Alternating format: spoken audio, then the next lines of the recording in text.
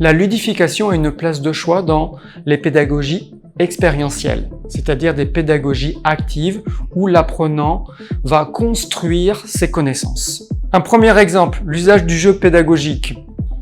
Lorsqu'on joue, on n'attend pas d'effet d'un jeu, on le vit, on a du plaisir, on fait appel à nos émotions.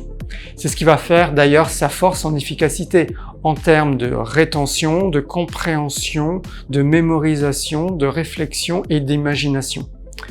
Dans ce cadre-là, le jeu devient un support idéal pour travailler ses compétences car il mobilise un grand nombre de capacités cognitives sans solliciter la fatigue.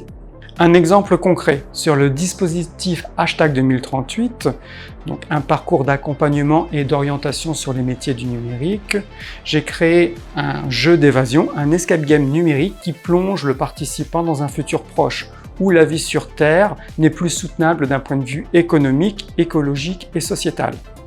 Leur mission, qui sera semée d'embûches bien sûr, est donc de traverser le cosmos pour trouver une nouvelle planète habitable. Dans un jeu pédagogique, la phase de jeu est toujours accompagnée d'un débriefing.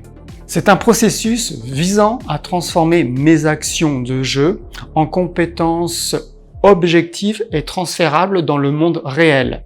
On peut ainsi travailler sur les soft skills tels que la gestion du stress, le travail collaboratif ou en équipe, ou encore le sens de l'observation. Un deuxième exemple de ludification qui stimule l'engagement des apprenants est de combiner le jeu à des effets compétitifs, des points clés, les récompenses. C'est de ce principe de base du jeu vidéo qu'est née l'idée des Open Badges.